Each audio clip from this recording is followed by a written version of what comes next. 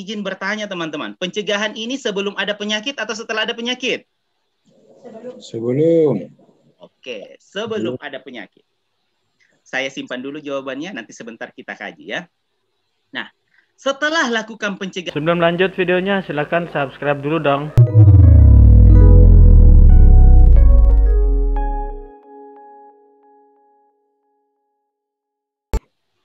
Yang pertama bisa dibantu teman-teman? Identifikasi. Identifikasi hazard. Yang kedua? Identifikasi hazard. Yang ketiga? Pengendalian. Oh, tolong diingat-ingat, sebentar akan kita review kembali ya. Kita akan review kembali. Oke, good. Pengendalian. Inilah inti dasar ketiga yang saya bilang tadi teman-teman. Kenali hazardnya. Kemudian lakukan pencegahan. Kemudian lakukan yang ketiga adalah pengendalian. Apa tujuannya? Seperti yang saya bilang tadi.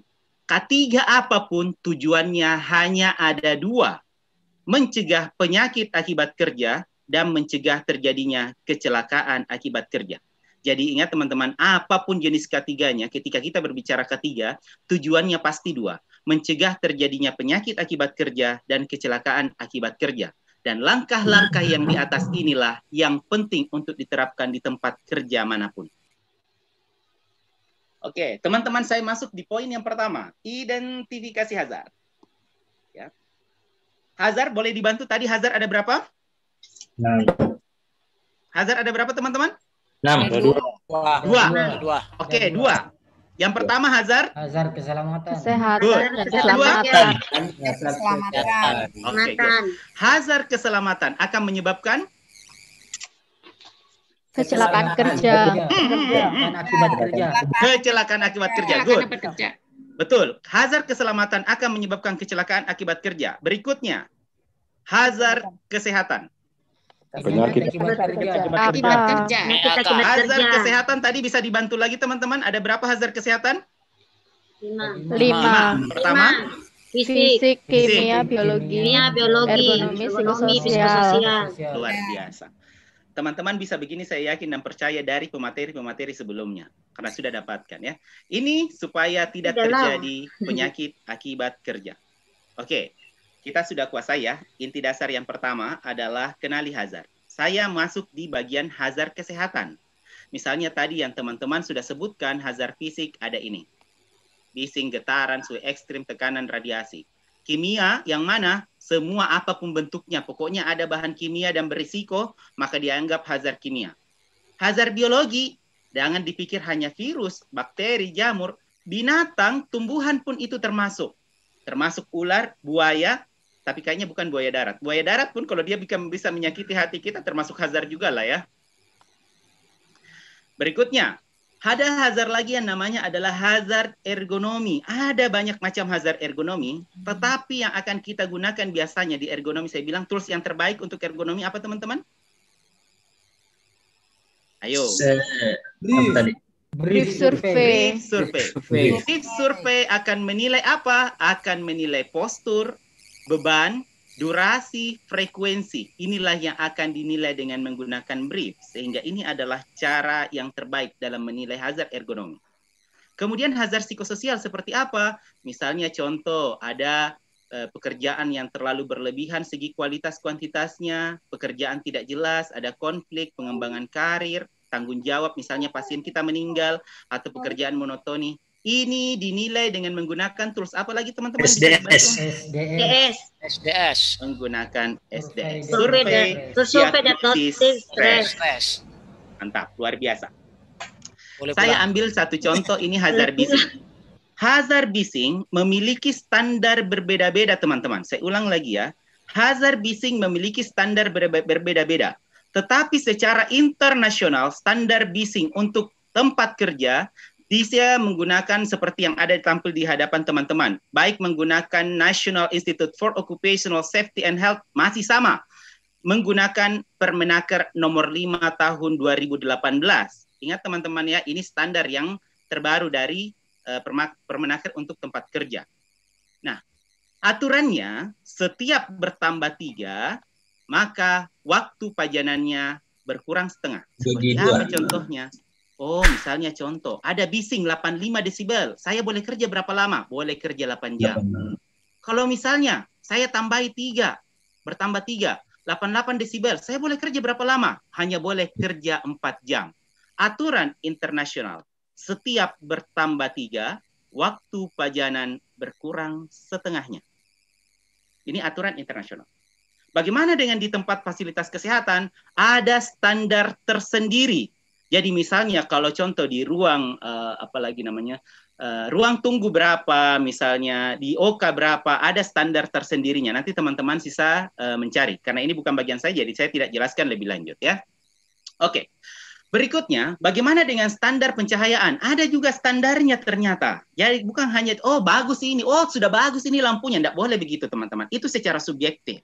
Teman-teman harus melakukan pengukuran dengan menggunakan luxmeter. Baru sesuai dengan standarnya. Oh sudah sesuai. Kalau sudah sesuai, alhamdulillah. Tidak sesuai, silahkan diadakan prinsip pengendalian bahaya. Berikutnya. Bagaimana dengan getaran? Ingat teman-teman, getaran ada 2. Ada yang disebut dengan nama hand-arm vibration, getaran pada tangan, atau disebut getaran lokal, dan ada getaran seluruh tubuh. Ya, ada juga standarnya.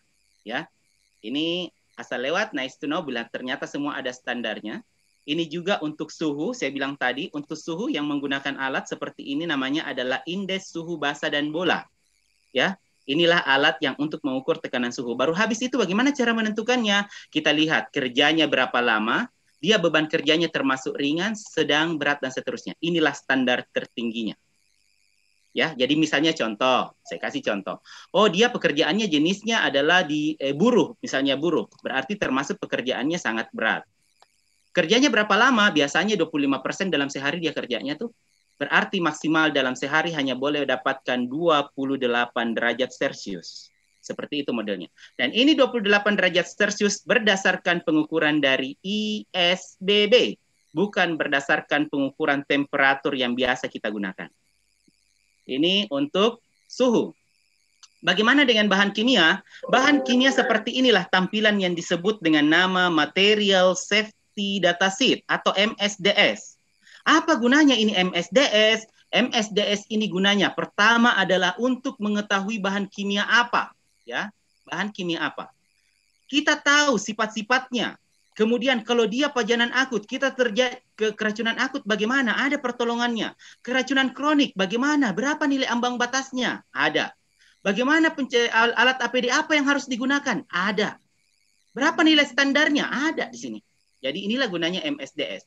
MSDS bukan hanya sebagai kertas biasa, tetapi itu akan menentukan teman-teman akan menggunakan alat pelindung apa terhadap bahan kimia yang digunakan di Pasyankes. Termasuk kalau ada keracunan, inilah kita gunakan petunjuk yang ada di MSDS. Inilah gunanya Material Safety Data Sheet. Berikutnya, inilah yang disebut dengan nama Brief Survey. Tools terbaik untuk penilaian risiko ergonomi, ya, risiko ergonomi. Nanti bagian ergonomi akan ngajarkan sendiri. Cuma kapan dikatakan hazard ergonomi? Apabila nilainya adalah 2-3, ya.